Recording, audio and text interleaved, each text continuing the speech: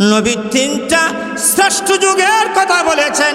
ওই তিন শ্রেষ্ঠ যুগের কোনো যুগে ঈদে মিলাদুন নবী নামে কোনো শব্দ ছিল না, জশ্নে জুলুস নামে কোনো শব্দ ছিল না।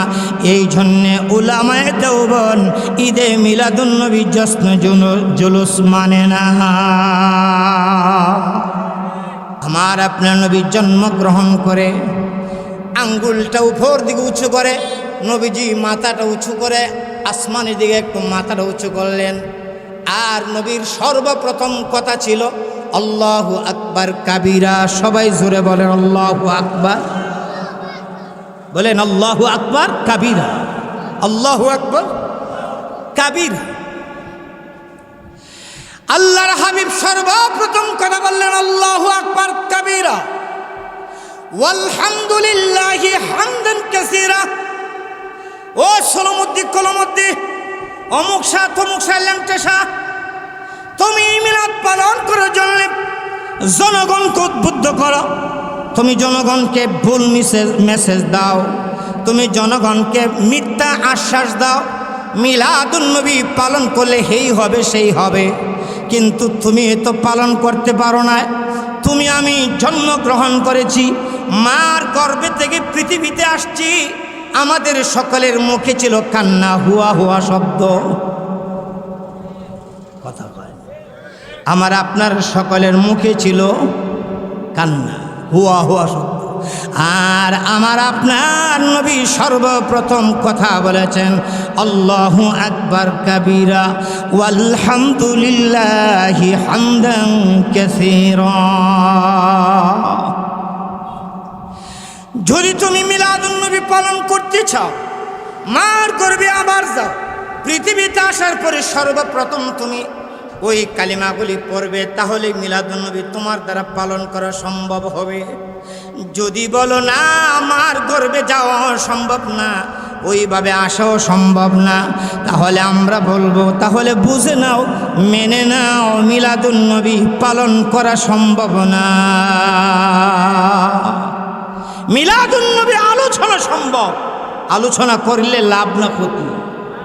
কথা বলে যারা করে যারা শুনে যতক্ষণ করে সকলের আমল নামায় নফল ইবাদতের সওয়াব দেওয়া। ভাইয়ারা আমার, আমরা মিলাদুন নবী বিরোধী নয়, আমরা হলাম ওই নব আবিষ্কৃত আর মানব রচিত যেই মিলাদুন নবী আল্লাহর নবীর কোনো সাহাবায়ে কেরাম পালন করেন নাই। এই পৃথিবীতে আল্লাহ তাআলা যুগের পরে যুগ অতিবাহিত করেছেন। আমার আপনার নবী হাদিসে ঘোষণা দিয়েছেন, নবী বলেন খায়রুল কুরুনি কারনি সুম্মাল্লাযীনা ইয়ালুনাহুম সুম্মাল্লাযীনা ইয়ালুনাহুম। আল্লাহ নবী বলেন আমার যুগটা হলো শ্রেষ্ঠ যুগ। জুড়ে বলুন সুবহানাল্লাহ। নবী বলেন সুম্মাল্লাযীনা ইয়ালুনাহুম, তারপরে হলো নবী বলেন আমার সাহাবায়ে কেরামের যুগ হলো শ্রেষ্ঠ যুগ। সুম্মাল্লাযীনা ইয়ালুনাহুম, তারপরে নবীর সাহাবায়ে কেরামকে যারা দেখেছেন তাবিঈ, তাদের যুগটা হলো শ্রেষ্ঠ যুগ। আল্লাহ নবী বলেছেন খায়রুল কুরুনি কারনি সুম্মাল্লাযীনা ইয়ালুনাহুম সুম্মাল্লাযীনা ইয়ালুনাহুম সুম্মাল্লাযীনা ইয়ালুনাহুম। নবী তিনটা শ্রেষ্ঠ যুগের কথা বলেছেন। ওই তিন শ্রেষ্ঠ যুগের কোনো যুগে ঈদে মিলাদুন নবী নামে কোনো শব্দ ছিল না, জশ্নে জুলুস নামে কোনো শব্দ ছিল। কে হাত দিয়ে বলতে পারবেন কেউ যে 50 বছর আগে আমি জন্ম নিবন্ধন করছি? তো 50 বছর আগেই যদি জন্ম তারিখ লেখার এত গুরুত্ব ছিল না, প্রয়োজন ছিল না, 1500 বছর আগে তো আরও গুরুত্ব ছিল না। কথা বলেন, যেই কারণে আল্লাহ রসুলের জন্ম তারিখটা নিয়ে ঐতিহাসিকদের মাঝে কেউ বলছেন 8 তারিখ, কেউ 9 তারিখ, কেউ 7 তারিখ, কেউ 17 তারিখ, কেউ 18 তারিখ। আল্লামা সিরাতুল মুস্তাফা নামক কিতাবে আল্লামা ইদ্রিস কান্দলবী রহমতুল্লাহ আলাইহি লেখেন কৌলে মশহুর প্রসিদ্ধ মত, যেই মতে সবাই যেই মতটাকে গ্রহণ করছে এটা হলো রবিউল আউয়ালের 12 তারিখ। এই রবিউল আউয়াল মাস আসলে আমাদের দেশে 2 ধরনের সেমিনার হয়, মাহফিল হয়। এক ধরনের মাহফিলের নাম দেয় সিরাতুন নবী মহাসম্মেলন, আরেক ধরনের মাহফিলের নাম দেয় মিলাদুন্নবী মহাসম্মেলন, আছে না নাই? মিলাদুন্নবী মহাসম্মেলন, সম্মেলনের তো নাম দে এমনকি একটা দোকান ঘর উদ্বোধন করবে, সেখানেও মিলাদের আয়োজন করা হয়। একটা নতুন ঘর উঠাইছে লোক, এই ঘরে ঢুকবে, সেখানেও মিলাদের আয়োজন করা হয়। মসজিদের ইমামকে দাওয়াত করে, এলাকার ভাড়া প্রতিবেশীদেরকে দাওয়াত করে, আমার বাড়ির মিলাদ।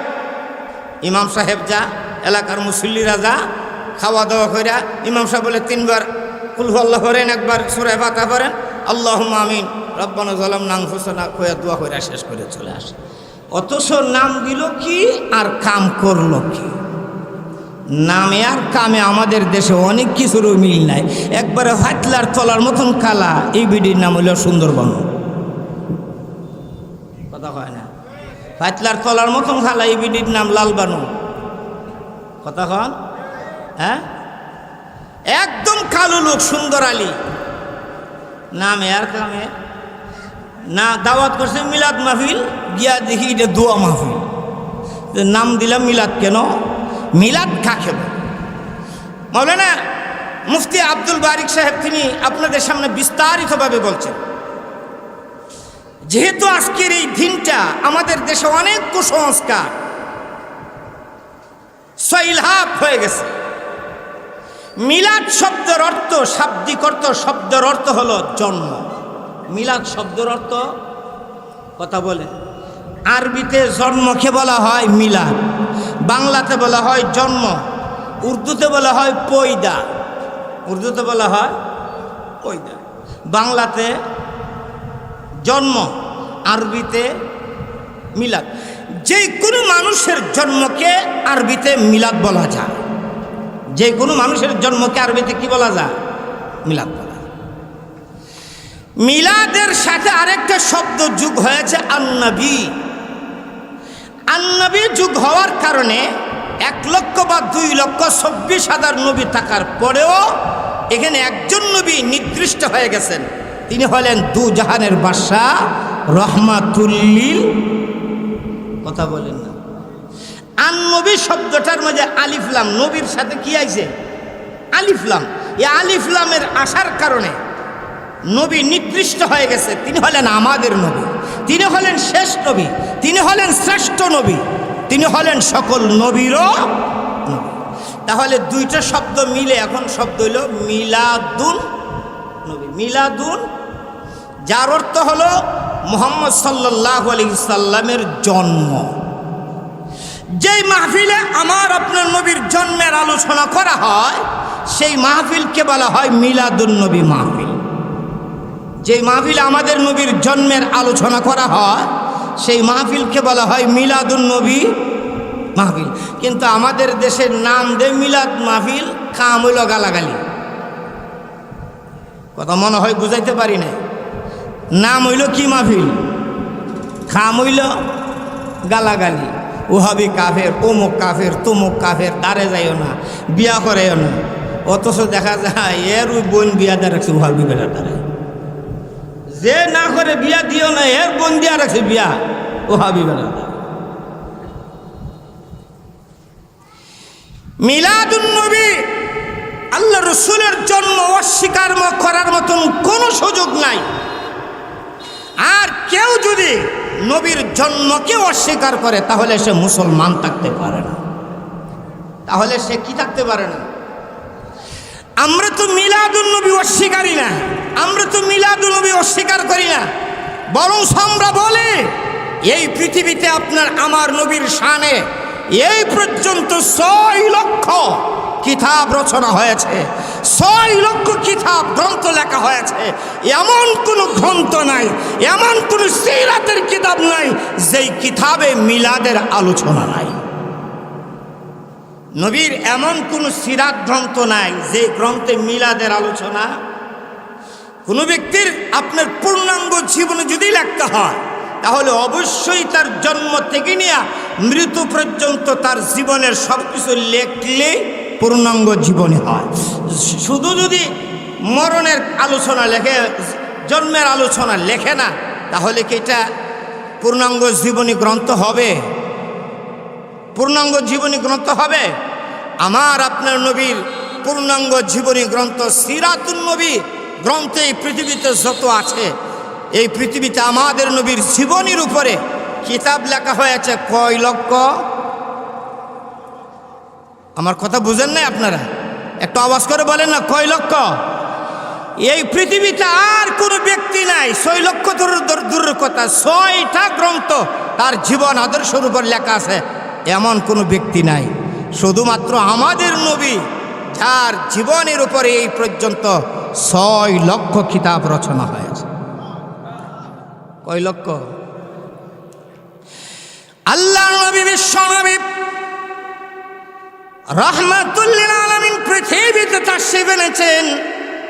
আল্লাহর নবীর জন্মগ্রহণ করাটা, নবীজি এই দুনিয়াতে আসাটা তাম জগতের জন্য আল্লাহ রহমত বানিয়ে দিয়েছে। আল্লাহ হলেন সারা জগতের জন্য রব্বুল আলামিন, আর আমাদের নবীকে আল্লাহ বানাইছেন সারা জগতের জন্য রহমাতুল লিল আলামিন। আল্লাহ হলেন সারা জগতের জন্য রব্বুল আলামিন। আল্লাহ নিজে বলছেন আলহামদুলিল্লাহি রাব্বিল আলামিন। আল্লাহ হলেন সারা জগতের জন্য রব। জোরে বলেন, আল্লাহ হলেন সারা জগতের জন্য। আর নবীকে আল্লাহ কি বানাইছেন? সারা জগতের জন্য। ওয়ামা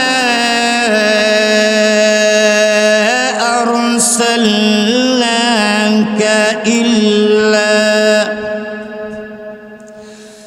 রাহমাতাল লিল আলামিন। নবীকে আল্লাহ বানিয়েছেন সারা জগতের জন্য রহমত। আমার আপনার নবী, তিনি আসমানের জন্য রহমত, জমিনের জন্য রহমত, জিনের জন্য রহমত, ইনসানের জন্য রহমত, ফেরেশতাদের জন্য রহমত, মানুষের জন্য রহমত, মুমিনের জন্য রহমত, বেঈমান কাফেরের জন্য রহমত। আবু বকরের জন্য যেমন নবী ছিলেন রহমত, আবু জেহেলের জন্যও নবী ছিলেন রহমত। আমার আপনার নবী আরবের জন্য রহমত, আমার নবী আজমের জন্য রহমত, আমার আপনার নবী কুল কায়নাতের জন্য রহমত। আল্লাহ তাআলা সারা জগতের জন্য নবীকে বাশির আর নাসির বানায়া মহান আল্লাহ আমাদের নবীকে দুনিয়াতে প্রেরণ করেছেন। অন্য আয়াত আল্লাহ বলেছেন ওয়ামা আরসালনাকা ইল্লা কাফাতাল লিন্নাসি বাশীরান ওয়া নাযীরা।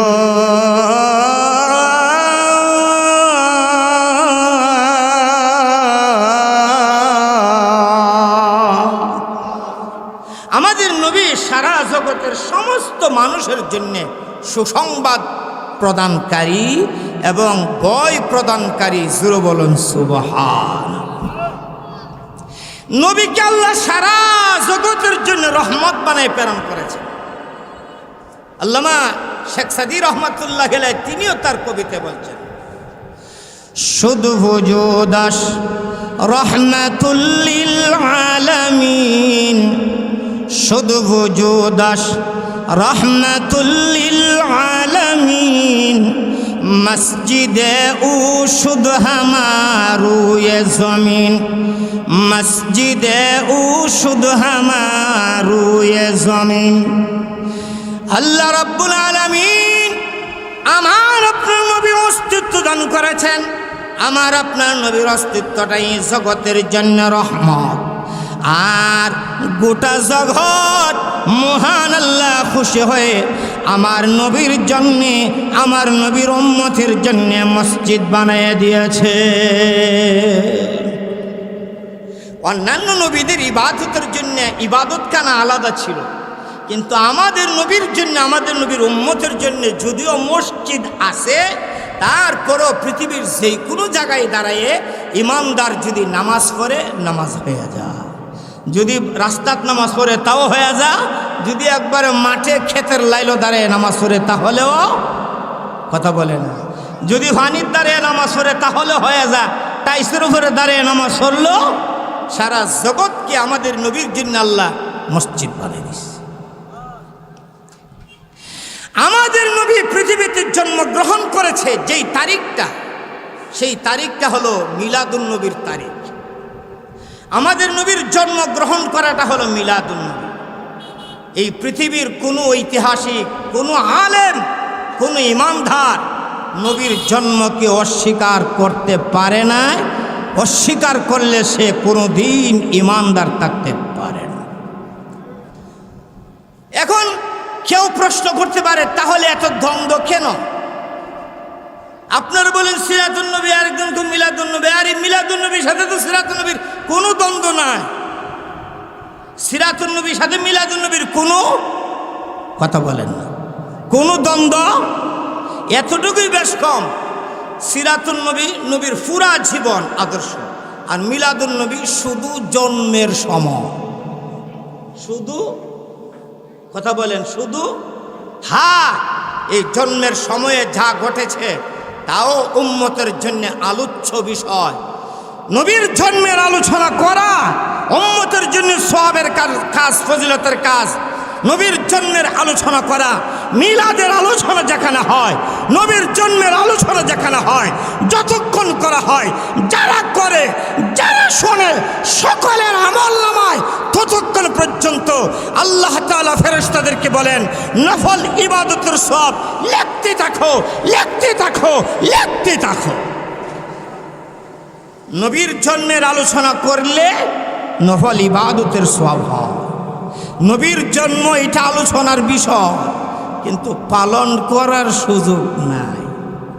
পালন করার, কথা বলে না, পালন করার, কিন্তু নবীর আদর্শ শুধু আলোচনার বিষয় নয়, পালন করারও বিষয়।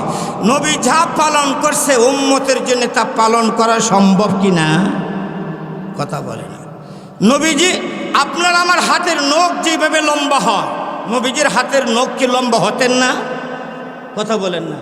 আমরা যেভাবে নখ কাটি, নবীজি কি কাটতেন না? এখন আমি নবীর আশেক, আমি যদি চিন্তা করি আমার নবী যে পদ্ধতির নখ কাটছেন আমিও সেইভাবে নখ কাটব, তাহলে সম্ভব কি না? আমার কথা বুঝতে আপনাদের অসুবিধা? নবীজি যেইভাবে নখ কাটছেন আমিও সেইভাবে নখ কাটব, সম্ভব কি না? আমরা তো নবী কিভাবে নখ কাটছেন এটা জানারও চেষ্টা করি না, মানারও চেষ্টা করি না। আমরা তো ভাবি যে বছরে একবার মিলাদুন নবী পালন করলেই শেষ, আর কুস্তা লাগে না। বছরে একবার মিলাদুন নবী পালন করলেই চলে, আর কিচ্ছু।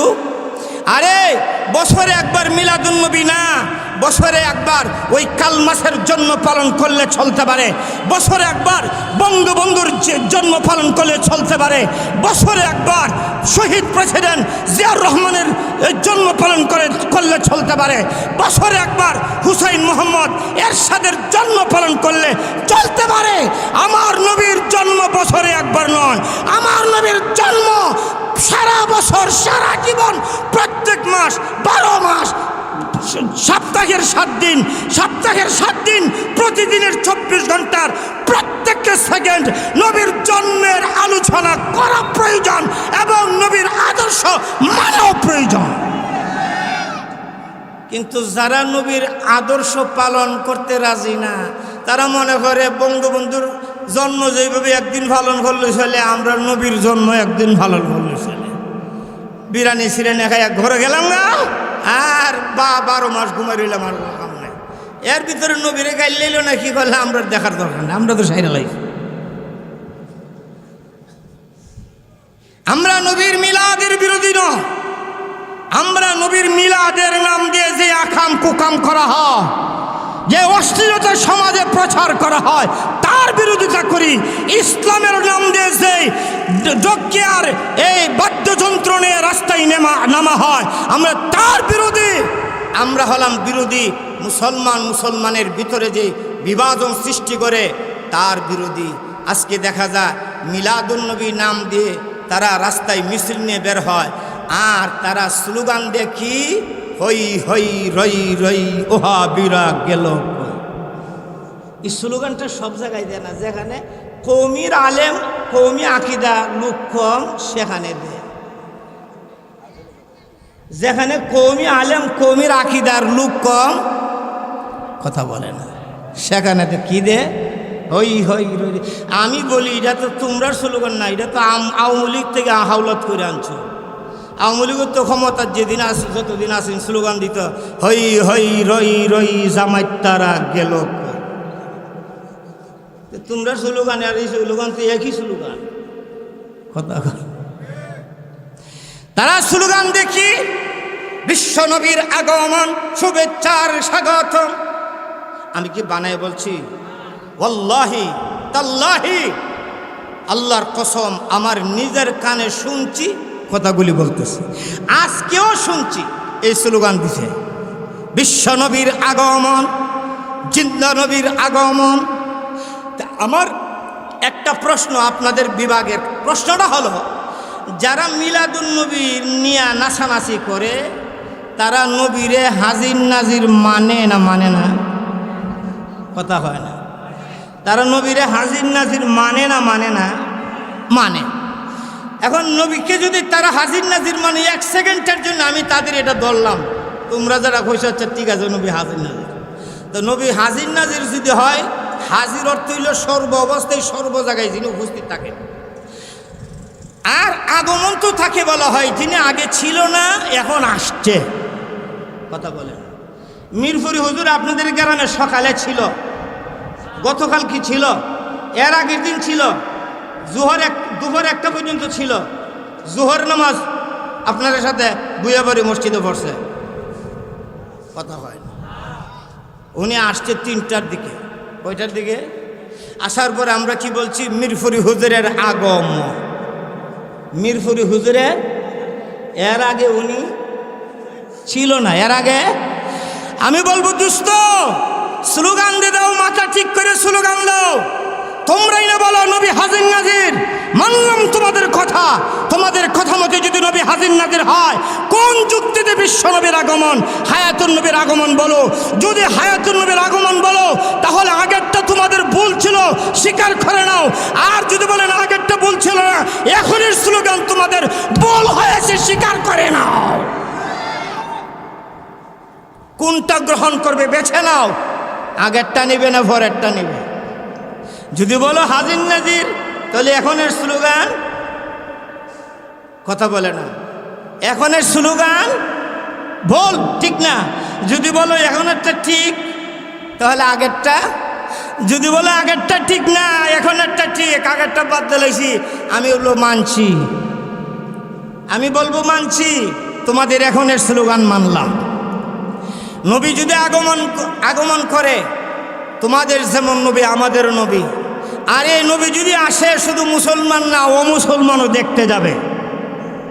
নবী যদি আসে তাহলে মুসলমান না অমুসলমানও রিসিভ করতে যাবে। নবী যদি আসে মুসলমান না অমুসলমানও নবীকে স্বাগতম জানাতে যাবে। কারণ আমার বিশ্বাস হয়েছে অমুসলিমরাও আমার নবীকে পছন্দ করে, যদিও তারা অনেকে ঈমান আনে না তারপর পছন্দ করে। আমি গত 2 বছর আগে বাহুবল এক জায়গায় এক মাহফিলে আমাদের নবীর গুণগান নিয়ে আলোচনা করেছিলাম। মাহফিলতে নামার পরে এক হিন্দু ভদ্রলোক আইনা মুখ করে আমাকে কিছু হাদিয়া দিলেন আর বললেন, হুজুর আপনার মুহাম্মদ সাল্লাল্লাহু আলাইহি সাল্লামের জীবনের উপর আলোচনা অনেক পছন্দ হয়েছে, খুশি হয়ে আপনাকে পুরস্কার দিলেন। তাহলে সে আমার ধর্মের লোক নয়, অমুসলমান, সেও আমার নবীর জীবনী শুনে খুশি হয়েছে। কথা বলেন।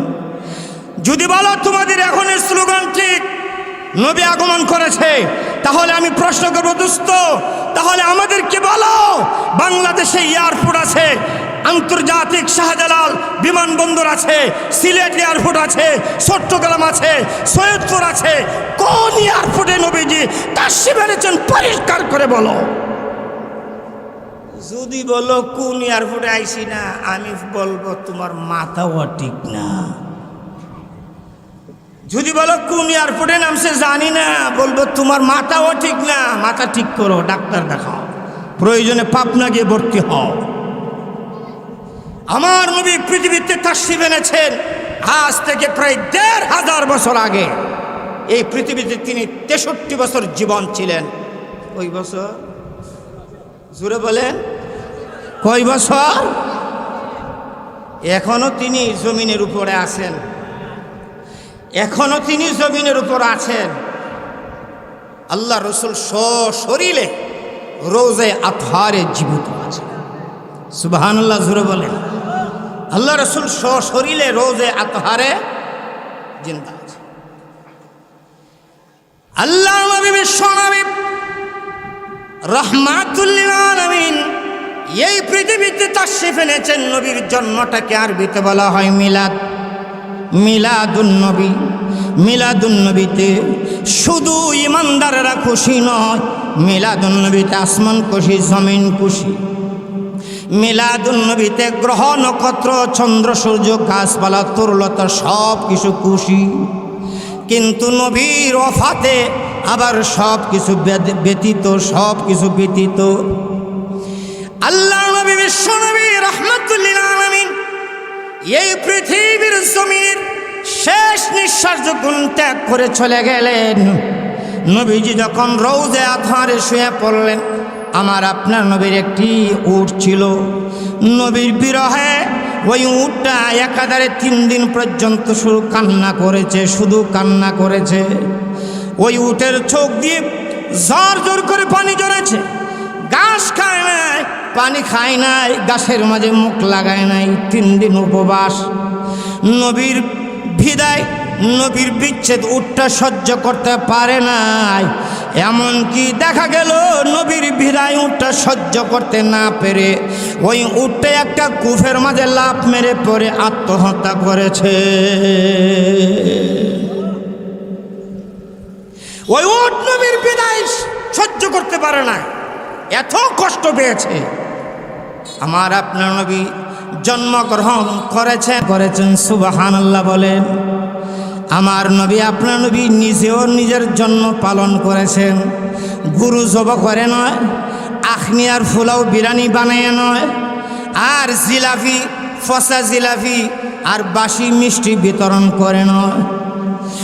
আল্লাহ হাবিব বিশ্বনবী রাহমাতুল লিল আলামিন সপ্তাহের সোমবারে, প্রতি সোমবারে আমার আপনার নবী সোমবার দিন আসলে রোজা রাখতেন। সোমবার দিন আসলে আমার আপনার নবী রোজা রাখতেন। আমার নবীকে নবীর এক সাহাবী প্রশ্ন করলেন, ইয়া রাসূলুল্লাহ, ওগো আল্লাহর নবী, সোমবার দিন কেন রোজা রাখেন? সোমবার দিন আসলে কেন গো নবী আপনি রোজা রাখেন? আমার নবী জবাব দিলেন, সাহাবীরা রে, এই দিনে আমি পৃথিবীতে এসেছি, আর এই দিনে মহান আল্লাহ আমার উপর কোরআন নাজিল করেছে। রাসূল বলেন, এই দিন আমি পৃথিবীতে তাশরীফ এনেছি, এটা আমার জন্মের দিন, আর এই দিনে আমার উপরে কোরআন নাজিল হয়েছে। তাই শুকরিয়া তান, আমি আল্লাহর শুকরিয়া জ্ঞাপনের জন্য এই দিনে রোজা রাখি। নবী মিলাদ পালন করেছেন রোজা রেখে, আর তুমি মিলাদ পালন করো মিছিল দিয়ে। তোমার আর নবীর তরিকার মাঝে পার্থক্য কতটুকু হিসাব করে বুঝে নাও। আল্লাহ নবীর জন্ম আলোচনা করার বিষয় পালন করে সম্ভব নয়। আমার নবী এই পৃথিবীতে তাশরীফ এনেছেন যেইভাবে, এইভাবে কোনো সন্তান দুনিয়াতে আসা সম্ভব নয়। কোনো মা তার সন্তানকে ওইভাবে প্রসব করে সম্ভব নয়। যদি পারো আবার মার গর্ভে যাও, নবী যেইভাবে জন্মগ্রহণ করেছিলেন সেইভাবে একটু জন্মগ্রহণ করে দেখাইয়া দাও। পারবো নি? পারবো? আমার নবী যদি আমার নবীর মিলাদ যদি পালন করতে হয়, তাহলে মার গর্ভে আবার যাও, আমার নবী যেইভাবে জন্মগ্রহণ করেছেন সেইভাবে করে দেখাও।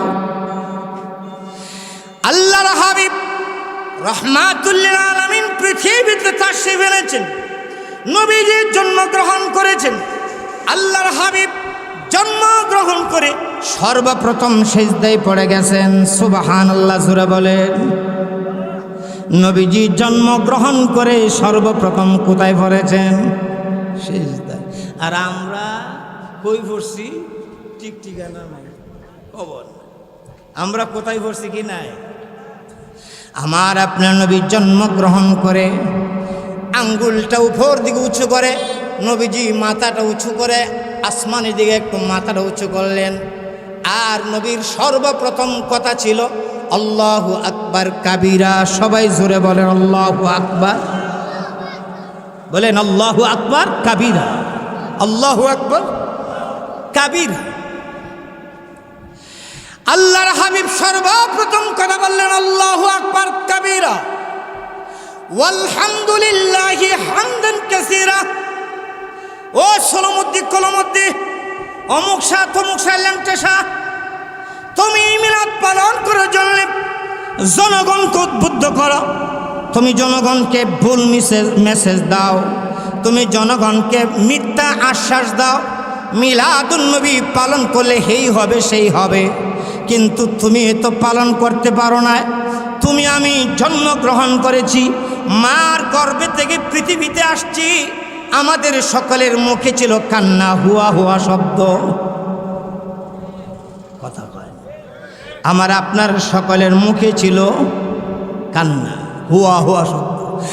আর আমার আপনার নবী সর্বপ্রথম কথা বলেছেন আল্লাহু আকবার কাবীরা ওয়ালহামদুলিল্লাহি হামদান কাসীরা। যদি তুমি মিলাদুন নবী পালন করতে চাও, মার গর্ভে আবার যাও, পৃথিবীতে আসার পরে সর্বপ্রথম তুমি ওই কালিমাগুলি পড়বে, তাহলে মিলাদুন নবী তোমার দ্বারা পালন করা সম্ভব হবে। যদি বলো না আমার গর্ভে যাওয়া সম্ভব না, ওইভাবে আসাও সম্ভব না, তাহলে আমরা বলবো তাহলে বুঝে নাও, মেনে নাও মিলাদুন নবী পালন করা সম্ভব না। মিলাদুন নবী আলোচনা সম্ভব, আলোচনা করলে লাভ না ক্ষতি। কথা বলে যারা করে যারা শুনে যতক্ষণ করে সকলের আমল নামায় নফল ইবাদতের সওয়াব দেওয়া। ভাইয়ারা আমার, আমরা মিলাদুন নবী বিরোধী নয়, আমরা হলাম ওই নব আবিষ্কৃত আর মানব রচিত যেই মিলাদুন নবী আল্লাহর নবীর কোনো সাহাবায়ে কেরাম পালন করেন নাই। এই পৃথিবীতে আল্লাহ তাআলা যুগের পরে যুগ অতিবাহিত করেছেন। আমার আপনার নবী হাদিসে ঘোষণা দিয়েছেন, নবী বলেন খায়রুল কুরুনি কারনি সুম্মাল্লাযীনা ইয়ালুনাহুম সুম্মাল্লাযীনা ইয়ালুনাহুম। আল্লাহ নবী বলেন আমার যুগটা হলো শ্রেষ্ঠ যুগ। জুড়ে বলুন সুবহানাল্লাহ। নবী বলেন সুম্মাল্লাযীনা ইয়ালুনাহুম, তারপরে হলো নবী বলেন আমার সাহাবায়ে কেরামের যুগ হলো শ্রেষ্ঠ যুগ। সুম্মাল্লাযীনা ইয়ালুনাহুম, তারপরে নবীর সাহাবায়ে কেরামকে যারা দেখেছেন তাবিঈ, তাদের যুগটা হলো শ্রেষ্ঠ যুগ। আল্লাহ নবী বলেছেন খায়রুল কুরুনি কারনি সুম্মাল্লাযীনা ইয়ালুনাহুম সুম্মাল্লাযীনা ইয়ালুনাহুম সুম্মাল্লাযীনা ইয়ালুনাহুম। নবী তিনটা শ্রেষ্ঠ যুগের কথা বলেছেন। ওই তিন শ্রেষ্ঠ যুগের কোনো যুগে ঈদে মিলাদুন নবী নামে কোনো শব্দ ছিল না, জশ্নে জুলুস নামে কোনো শব্দ ছিল না। এই জন্যে উলামায়ে দেওবন্দ ঈদে মিলাদুন নবী জশ্নে জুলুস মানে না। দেখাও ইতিহাস পাবে না। জশ্নে জুলুস ঈদে মিলাদুন নবী বহু পর আবিষ্কার হয়েছে। ঈদে মিলাদুন নবী, ঈদ শব্দটা অনেক পরে আসছে, মিলাদুন নবী তো আবিষ্কার হয়েছে, প্রচলন হয়েছে হিজরির 604 হিজরি সনে। আল্লাহ রসুল পৃথিবী থেকে চলে যাওয়ার প্রায় 600 বছর পরে, আল্লাহ রসুল সাল্লাল্লাহু আলাইহি ওয়াসাল্লাম পৃথিবী থেকে চলে যাওয়ার কয়শো বছর পরে? কথা বলে প্রায় 600 বছর পরে পৃথিবীর শ্রেষ্ঠ ঐতিহাসিক আল্লামা খলিল খান তিনি তার ইতিহাসে লেখেন ইরাকের একজন দরবারি আলেম। কি আলেম? কথা বলেন, কি আলেম? দরবারি আলেম। এই দরবারি আলেম যুগে যুগে ছিল, যুগে যুগে ছিল, আছে, থাকবে।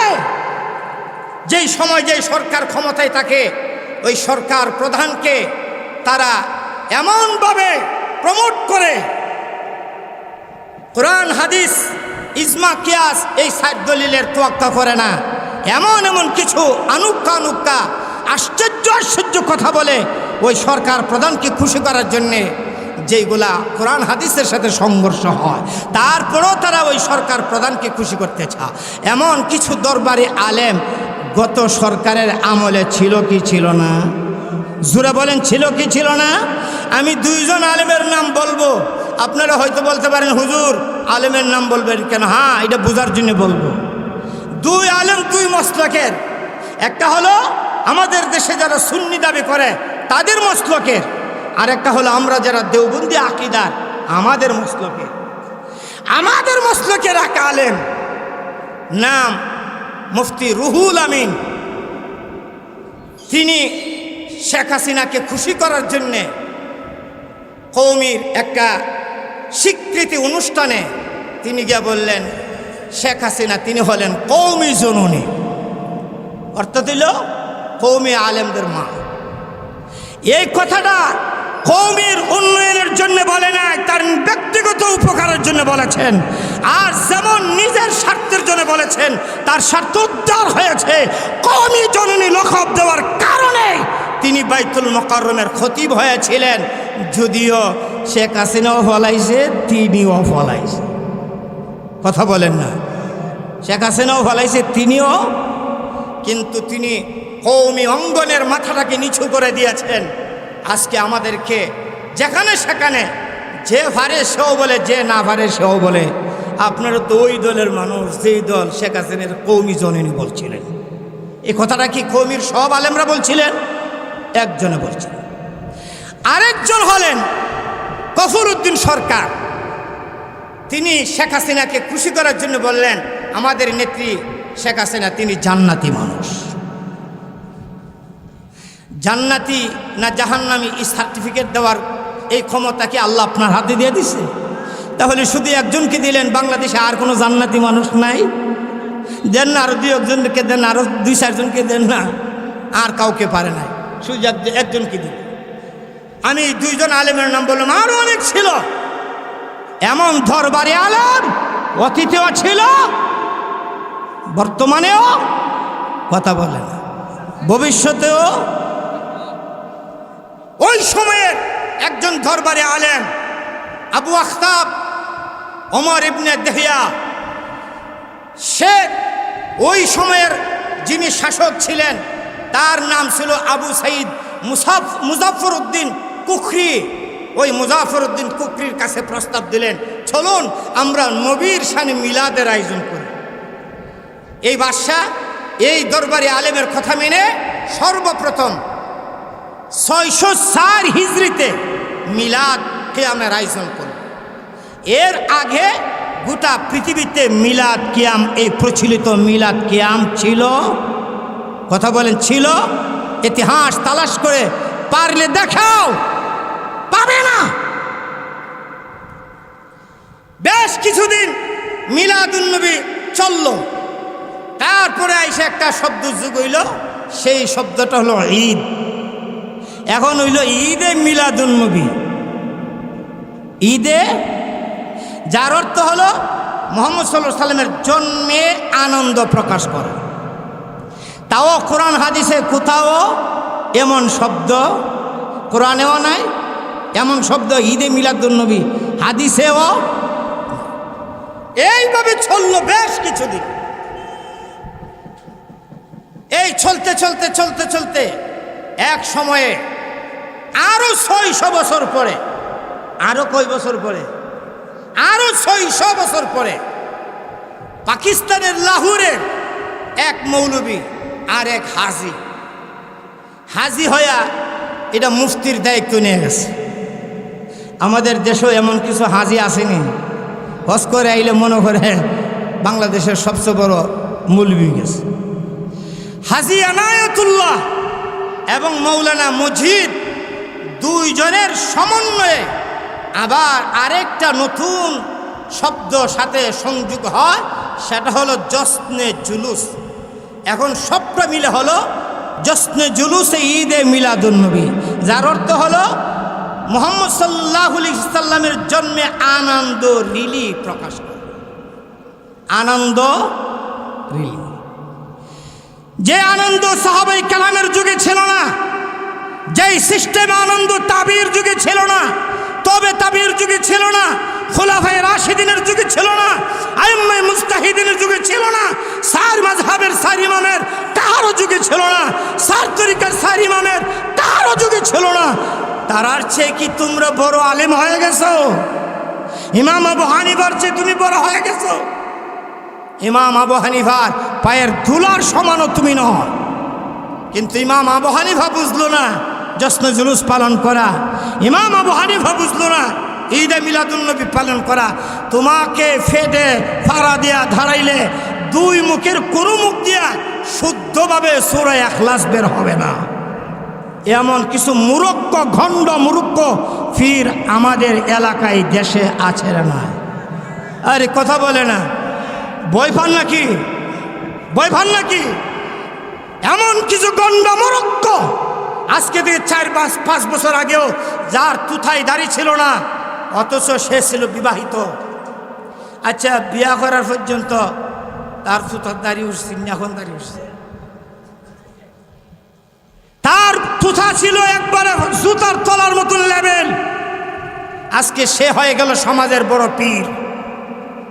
সে চ্যালেঞ্জ করে যে তোমাদের কে আছে আলেম আসো। আরে সর্বনাশ, গাড়িতে দেখেন না আপনারা ওষুধ বিক্রি করে গাড়িতে, ক্যাম্বাসার তো সে চ্যালেঞ্জ করে এখানে কোন MBBS ডাক্তার থাকলে আমার এটা এই ওষুধটা ভুল প্রমাণ করতে যদি পারেন 1 লক্ষ টাকা আপনাকে চ্যালেঞ্জ করলাম। যদিও কোনো ডাক্তার তাকে ক্যাম্বাসারের সামনে যাবে, কারণ কুকুরের কাজ হইল কামড় দেওয়া। এই কুকুরের সাথে মানুষ কামড় দিতে এ গন্ডা মূর্খ সে চ্যালেঞ্জ করতে পারে। সে নিজেই তো লেখাপড়ার জন্যে, মাদ্রাসা শিক্ষার জন্যে মাদ্রাসার বারিন্দাতেও যায় না, কিন্তু মিরাজ সূত্রে ফিরালি হয়ে গেছে। কি সূত্রে? মিরাজ সূত্রে হয়ে গেছে ফিরালি। এখন চ্যালেঞ্জ করে দেশের শ্রেষ্ঠ শ্রেষ্ঠ বড় বড় আলেমদেরকে, আসো আমার সঙ্গে মুবাহাসা করলে, বহস করলে। আরে তোমার সঙ্গে বহস করতে যাবে, তুমি তো আলেমই না। বহস করতে তো আলেমে বহস করবে, তোমার সঙ্গে আলেমে বহস করতে যাবে। আলেমকে পাগলে ফাইছে।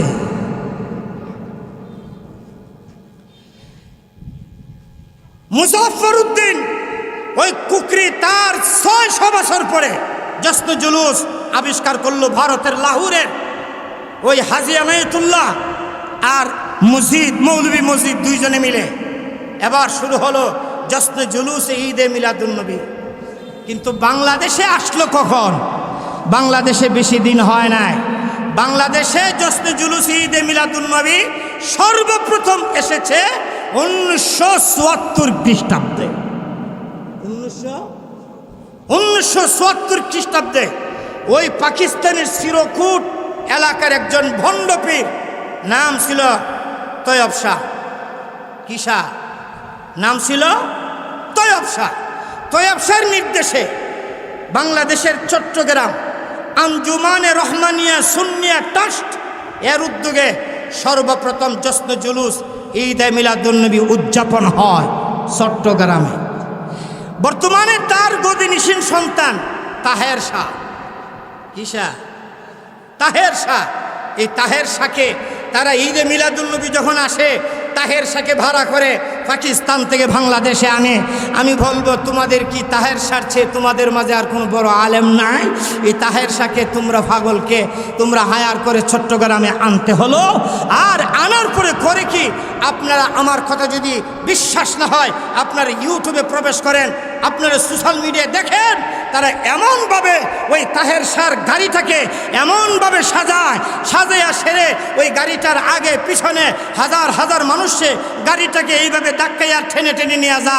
আমাদের দেশে আমি নিজের চোখে দেখেছি, আমাদের দেশে একটা সম্প্রদায় আছে, একটা অন্য ধর্মের লোক আছে যাদেরকে আমরা হিন্দু বলে চিনি। তাদের 12 মাসে 13 পূজা, তার মধ্যে একটা পূজার নাম রথ পূজা। কি পূজা? এই রথ পূজায় আমি দেখেছি তাদের ঠাকুররা গাড়ির মাঝে বসে থাকে আর তারা রশি বেঁধে ওই গাড়িকে টেনে নেয়, পিছন থেকে ধাক্কাইয়া দেয়। আমি বলবো, ও মুসলমান, তুমি কয় নম্বরের মুসলমান? তোমার এই কাজ আর তাদের এই কাজের ব্যবধান কি? হিসাব করে মিলাও। কথা বলেন না? তোমার এই কাজ তাদের সেই কাজে ব্যবধান কি? হিসাব করে মিলাও। তোমরা মহরমের 10 তারিখ আসলে গুড়া বানাইয়া 10 দিন পূজা করো, তারা দুর্গা পূজা আসলে 3 দিন পূজা করে। তারা 3 দিন পূজা কইরা এইটা খালে বিলে নিয়ে বিসর্জন দেয়, তোমরা 10 দিন পূজা কইরা ইডারে নিয়ে খবরে আর মণ্ডপ ঘরে বিসর্জন দাও। তোমাদের একটা ঘর আসেনি, কি ঘর না, মুখামঘর, মুখামঘর। তোমরা ঘোড়া বানাইলা, 10 দিন ওই ঘোড়ার পূজা করলা, আর 10 দিন পরে ওই ঘোড়াকে হয়তো গুরুস্থানে বিসর্জন দিলা, আর না হয় মুখামঘরে বিসর্জন দিলা। তাহলে হিন্দু লোকেরা, হিন্দু ভদ্রলোকেরা তারা মূর্তি বানাইলো, মূর্তি বানাইয়া দুর্গা পূজায় 3 দিন পূজা করলো, 3 দিন পূজা করে খালে বিলে ফুকরে বিসর্জন দিল। আমি আপনাদের আদালতে, আপনাদের বিভাগের আদালতে বিচার রাখলাম, ওই তাদের হিন্দুদের দুর্গা পূজায় আর তাদের গোড়া পূজায় বেশ কমটা কোথায়? বেশ কম কোথায়? আমরা তোমাদের দুশ্মন নয়, আমরা চাই নবীর উম্মত আমরা সবাই যেন এক হয়ে জান্নাতে যেতে পারি। কথা বলেন? আমরা চাই নবীর উম্মত এক হয়ে যেন জান্নাতে যেতে পারি, নবীর উম্মত এক হয়ে যেন জান্নাতে যেতে পারি। ভাইয়েরা আমার, কোরআনের অপব্যাখ্যা দেওয়া হয়, তারা কোরআনুল কারীম থেকে ঈদে মিলাদুন নবীর দলিল দেয়। কি দলিল? কোরআনুল কারীমে আল্লাহ তাআলা বলছেন, কুল বিফাদলিল্লাহি ওয়া বিরহমাতিহি।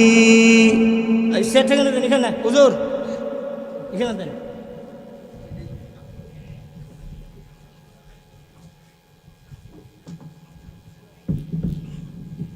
সবাই বলেন আলহামদুলিল্লাহ। আমাদের নাসিরনগরের কৃতি সন্তান, নাসিরনগরের গৌরব। আপনারা শুধু সাফরতলা, আর সাফরতলা তো পরে ব্রাহ্মণবাড়িয়া যখন নামাজ পড়ে বাইরে, হুজুর আপনার বাড়ি, তখন সাফরতলা, কথা কয় না, তখন সাফরতলা হয়, তখন নাসিরনগর। যদি ওই লোকটা নাসিরনগরের গ্রাম কিছু চিনে, তখন যে নাসিরনগর কোন গ্রাম, তখন সাফরতলা, এর আগে নাসিরনগর। আলহামদুলিল্লাহ বলেন। তারা বলে কুল বিফাদলিল্লাহি ওয়া বিরহমাতি। আল্লাহর কোরআনের এই আয়াত দিয়ে তারা মিলাদুন নবীর দলিল দেয়। আল্লাহর কসম, আল্লাহর কসম, আল্লাহর কসমকে বলেছি, আমি 20টা তাফসীরের কিতাব গাটাগাটি করছি, 20টা তাফসীরের কিতাব গাটাগাটি করছি, একটা কিতাবেও, একটা তাফসীরের কিতাবেও বিরহমাতিহি এর অর্থ মিলাদুন নবী পাই নাই। 20টা তাফসীরের কিতাব আমি ঘাটাঘাটি করেছি। আমি আপনাদের সামনে কিতাবের নামগুলি বলছি।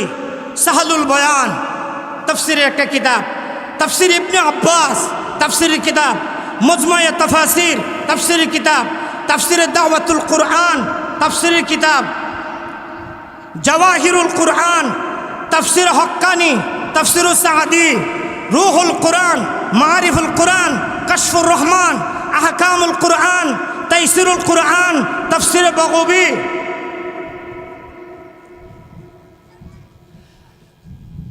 তাফসীর ওসমানী, তাফসীর কুরতুবী, তাফসীর আহসানুল কুরআন, তাফসীর দুররে মনসুর,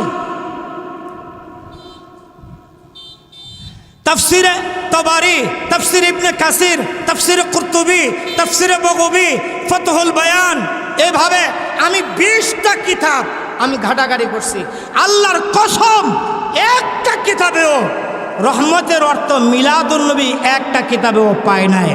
প্রত্যেকটা তাফসীরের কিতাবে এখানে ব্যাখ্যা হলো এই বিফাদুলিল্লাহ এর এক অর্থ হলো আল্লাহর কোরআন, অবি রহমাতি, আর এর অর্থ হলো আল্লাহর দেওয়া মনোনীত দিন ইসলাম।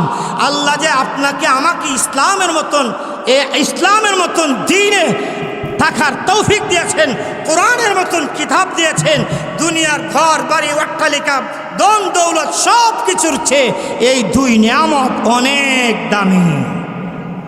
এই দুই নিয়ামত অনেক, কিন্তু ওই রহমত শব্দ ভাইছে তারা এটার থেকে দলিল দিয়ে লাইছে কিন্তু মিলাদুন্নবী যদি রহমত থেকে দলিল দেন তো কোরআন শরীফ তো দুগুণই লাগে না, সালামের ভিতরে তো রহমত আছে, কথা হয় না তো কোরআন শরীফের দুগুণ লাগে না, দুগুণ ছাড়া ওই দলিল আছে আসসালামু আলাইকুম ওয়া রাহমাতুল্লাহ, এখানে তো রহমত আছে।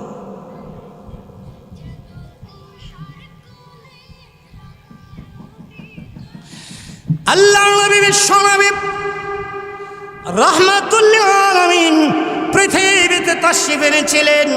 নবীর জন্ম শুধু আলোচনার বিষয়ে পালন করা যায় না, পালন করা যাবে না। নবীর জন্ম পালন যদি করতে হয় আবার মার গর্ভে যেতে হবে। নবী যেইভাবে জন্মগ্রহণ করেছেন সেইভাবেই জন্মগ্রহণ করতে হবে, আর না হয় পালন করা সম্ভব হবে না। মার গর্ভে রিটার্ন যাওয়াও সম্ভব না, আর আসার সময়ে নবীর তরিকা জন্মগ্রহণ করাও সম্ভব না। কিন্তু নবী 63 বছর জিন্দিগিতে নবীজি যেই কাজগুলি করে গিয়েছেন, করার জন্য আদেশ করেছেন, ওই কাজগুলি আমাদের দ্বারা করা সম্ভব কি সম্ভব না? আরেকটু জোরে এখন আমি আপনাদের সামনে যে কথাটা বলতেছিলাম, আল্লাহ নবী বিশ্বনবী রাহমাতুল লিল আলামিন এই পৃথিবীর বুকে যতদিন ছিলেন নবীজি মাঝে মধ্যে নখ কাটতেন কি কাটতেন না? আরেকটু জোরে বলেন। নখ যখন লম্বা হতো আল্লাহর নবী নখ কাটতেন, অতএব আমরাও নখ কাটি। এখন যদি আপনি চান, আমি চাই আমার নখ কাটা যেন আল্লাহর নবীর তরিকা মতো হয়, সম্ভব কি সম্ভব না? আওয়াজ করে বলেন।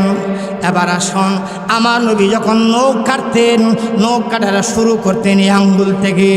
ডান হাতটা সামনের দিকে সবাই লম্বা করুন, শাহাদত আঙ্গুলটা একটু হাত দিয়ে ধরুন। আল্লাহ নবী নখ কেটে শুরু করতেন শাহাদত আঙ্গুল থেকে, এইভাবে একটা একটা করতে কনিষ্ঠ আঙ্গুল পর্যন্ত যাইতেন। এই আঙ্গুল গিয়ে রাসূল চলে আসতেন বাম হাতের কনিষ্ঠ আঙ্গুলে, এখান থেকে আবার এখানে আসতেন, তারপরে আল্লাহর নবী ডান হাতের বৃদ্ধাঙ্গুল কাটতেন। এখন যদি আপনি আমি চাই নবীর মতো এইভাবে হাতের নখ কাটা সম্ভব কি সম্ভব না? আল্লাহ নবী তিনি শুধু দেশ চলেছেন তাই না, নবীজি বাথরুমে গিয়েছেন, প্রস্রাব করেছেন, পায়খানা করেছেন। আল্লাহর নবীর তরিকা মতে যদি চান প্রস্রাব করতে পারেন, পায়খানা করতে পারেন। যদি নবীর তরিকা প্রস্রাব করেন, পায়খানা করেন, তাহলে আপনি নফল ইবাদত করলে যেই সওয়াব আপনার আমলনামা সেই সওয়াব। এবার আসুন, আমার নবী কিভাবে পায়খানায় যেতেন, প্রস্রাব করতেন, টয়লেটে কিভাবে যেতেন? আল্লাহর নবীর তরিকা হলো, নবী বলেন রে উম্মত, বাথরুমে যাওয়ার আগে মাথায় ডেকে রাখবা, পুরুষের জন্য মাথায় টুপি দিলে ভালো, পায়ে জুতা রাখবা। আল্লাহ নবী যখন বাথরুমে যাইতেন মাথায় টুপি রাখতেন, পায়ে জুতা রাখতেন। বর্তমান চিকিৎসা বিজ্ঞানেও বলে বারবার যদি জুতা ছাড়া যদি কেউ বাথরুমে যা, তাহলে এক সময় দেখা যায় তার কৃমি রোগ সৃষ্টি হয়ে যায়। আল্লাহু আকবার, আল্লাহু আকবার। আমার রাসূল ১৫০০ বছর আগেই বলে গিয়েছেন বাথরুমে যাওয়ার সময় পায়ে জুতা রাখবে। আর বর্তমান পৃথিবীর এই সায়েন্সের যুগে চিকিৎসা বিজ্ঞান বলে বাথরুমে জুতা ছাড়া গেলে কৃমি রোগ সৃষ্টি হয়। কৃমি রোগ থেকে বাঁচার পদ্ধতি ১৫০০ বছর আগে আমার রাসূল শিখিয়ে গেছেন। সুবহানাল্লাহ। ভাইরা আমার, বাথরুমে ঢোকার সময় বাম পাও আগে দিবেন। জোরে বলেন কোন পাও আগে? কারণ আমার রাসূল বাম পাও আগে দিতেন। এখানে আল্লাহ নবীর একটা সুন্নাত বিপরীতমুখী। আমরা অনেক সময় ওই সুন্নাতটা আমাদের ফেস লেগে যায়। আমরা মসজিদে ঢোকার সময় ডাইন পাও আগে, বাথরুমে ঢোকার সময় বাম পাও আগে। মসজিদে ঢুকবার সময় ডাইন পাও আগে, আর বাথরুমে ঢোকার সময় বাম পাও আগে। মসজিদে ঢুকতে গিয়া ডান পাও আগে অনেকে ঠিকই দেয়, কিন্তু এক সুন্নত পালন করতে গিয়ে আরেক সুন্নত ছুটে যা। ভাইয়ারা আমার, উলামায়ে দেওবন্দ নবীর সুন্নত কতটুকু গুরুত্ব দিয়ে আমল করতেন, তালাশ করতেন, একটু চিন্তা করুন। হুসাইন আহমদ মাদানী রহমতুল্লাহ আলাইহ, হুসাইন আহমদ মাদানী রহমতুল্লাহ আলাইহ দারুল উলুমের সূর্য সন্তান। ওই মাদানী রহমতুল্লাহ আলাইহ একদিন মসজিদ ঢুকবেন, আর মাদানী রহমতুল্লাহ আলাইহের একজন দুশ্মন সেও পাশে দাঁড়ানো। সে চিন্তা করতেছে, মৌলভী সাহেব আজকে তোমাকে ধরে ফেলবো, দেখবো নবীর সুন্নত কীভাবে পালন করো। দেখা গেল হুসাইন আহমদ মাদানী রহমতুল্লাহ আলাইহ তিনি ডান পা মসজিদের ভিতরে দিবেন, কিন্তু পায়ে জুতা। এখন তিনি সুন্নত হলো জুতা পরার সময় ডান পাও আগে, খোলার সময় বাম পাও আগে। জোরে কোন সুবহানাল্লাহ। আপনি কাপড় পরার সময় ডাইন হাত আগে, জুতা পরার সময় ডাইন পাও আগে, কিন্তু খুলবার সময় পাঞ্জাবি বাম হাত। এটা সুন্নত, বলেন এটা। জুতা খোলার সময় বাম পা। কিন্তু আমরা মসজিদে যখন যাই তখন আমরা ঠেলা ঠেলা ডাইন পাও আগে খুললে মসজিদে ঢুকাই নেই, কথা হয় না। কিন্তু একটা সুন্নত মানলাম আর একটা কি করলাম, সাল্লাম। বাম পাও দিয়ে আগে খোলা জুতার থেকে, এটা কিন্তু আমরা মানলাম না। এটা অনেকেই আমাদের খেয়াল থাকে না। কিন্তু ওই লোকটা হুসাইন আহমদ মাদানী রহমতুল্লাহ আলাইহ লোকটা পছন্দ করে না, এই জন্য হুসাইন আহমদ মাদানী রহমতুল্লাহ আলাইহকে সে ভুল ধরবে, সে দাঁড়ায় আছে। আল্লাহু আকবার। আশেক রাসূল তেমনি হয় নাই।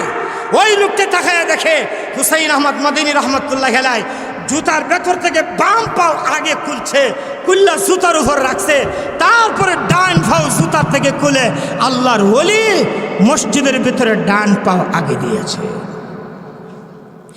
এটা মসজিদে ঢুকার সময়ের কথা। এখন বের হওয়া, মসজিদ থেকে বের হওয়ার সময় কোন পাও আগে, আর জুতা পরার সময় কোন পাও আগে? হ্যাঁ, আমাদের অনেক সময় যদি দেখা যায় একটু বুজুর্গ হয় বা একটু দামি মানুষ হয়, তাহলে দেখা যায় তার জুতাটা ঠান্ডাটানি লেগে যায়, খাদেমরা জুতা নিয়ে মসজিদের সিঁড়িতে রাখে, আর একটা সুন্নত পালন করে, বাম পাউডা মসজিদ থেকে বাইর করে তাকায় দেখে আল্লাহর ওলি হযরত হুসাইন আহমদ মাদানী রহমতুল্লাহ আলাইহ বাম পা মসজিদ থেকে আগে বের করেছে, জুতার ভিতরে ঢুকায় নাই, জুতার উপর রেখে দিয়েছে। তারপরে ডান পা বের করে তিনি জুতা পা দিয়েছে, তারপরে বাম পা দিয়েছে।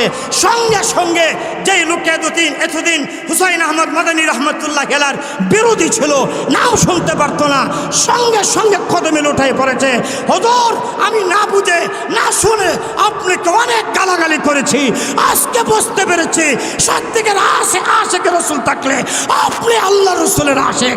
আমাদের আকাবির আমাদের পূর্বপুরুষ যাদেরকে আমরা উত্তরসূরি, যাদেরকে আমরা অনুসরণ করি, তারা আল্লাহ রাসূলের সুন্নতগুলিকে তালাশ করে পালন করেছে। জীবন যতদিন আছে আল্লাহ রাসূলের সুন্নতগুলি তালাশ করে পালন করতে কারা কারা রাজি হাত তুলে রাখা।